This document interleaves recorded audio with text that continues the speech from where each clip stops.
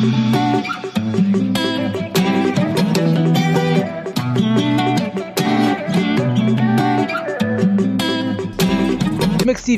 TV, Zimbabwe leading trending gossip TV. You are listening and watching to XIMEX TV, hub for the communities. Today is the 23rd of January 2023. Here's the latest news. Jaison Muvevi, a retired criminal investigation department CID officer who gunned down 3 people in Hwedza on Friday, 13 January, was a feared man in the police service sector. Former colleagues reportedly told a Rusape villager. Muvevi, 42, was said to be well trained and not an easy person to attack during operations. He has been likened to another former detective, Joseph Namaisa, who single-handedly confronted 5 armed robbers who were holding his family hostage at his Chatcom home in December 2021 and killed 3 of them while the other 2 ran away.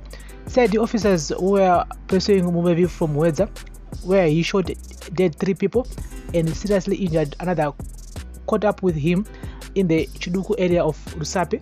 Narrating the events leading to Muvevi's disappearance from Chiduku on Saturday, 14 January, a villager who is a nephew of the late Prophet Sirange Crispin Kanerusine, who had been shot dead the previous day, said he gave the killer drinking water, unaware that he killed his uncle.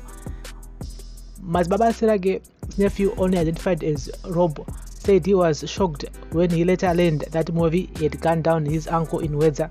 He said, "I do not regret giving him water. It was my uncle who was fighting his killer in death, and I think he also wanted Muvevi to be exposed as he tried to run away from the crime scene in Hwedza." Mukoma Muvevi was fleeing from police towards Chiduku driving his white sedan vehicle. Muvevi fired 3 shots at the officers who were pursued at Maruani Bridge. He then fired another shot which hit the police vehicle and immediately reversed his vehicle before driving for about 500 meters, turning into a small footpath leading to my homestead. Rob said Muvevi then entered his homestead and entertained him, unaware of what had happened. He said, "After greetings, Muvevi asked for some drinking water, which I gave him. He then inquired about gold mining areas and I showed him the area by just pointing at the mountains nearby. He also asked for matches and I called my son, who brought a box and gave him." As Muvevi was explaining to the nephew that he can identify gold when he sees it, his phone vibrated, said Mazbaba Sirange's nephew. As he tried to get his phone from his jeans back pocket, I saw 2 pistols from his jeans back pockets. I did not panic, though I asked myself silently why he was carrying the pistols. I then noticed some blood stains on his other shoe. I then called my son and quickly excused myself, but he was not bothered about it. I left him there walking towards the area I pointed out to him as a potential gold mining place.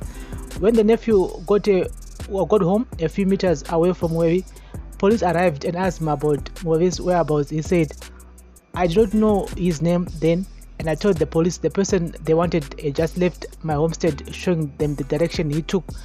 As we ran towards the direction he took, we then spotted him coming out of the gorge." According to the slain prophet's nephew, he heard one of the police officers saying, "Let us retreat. We've known this guy for a long time. We know his records in the security sector, so we cannot just confront him." This is when I heard that my uncle had been shot dead by the man whom I had entertained a few minutes earlier. I was shocked.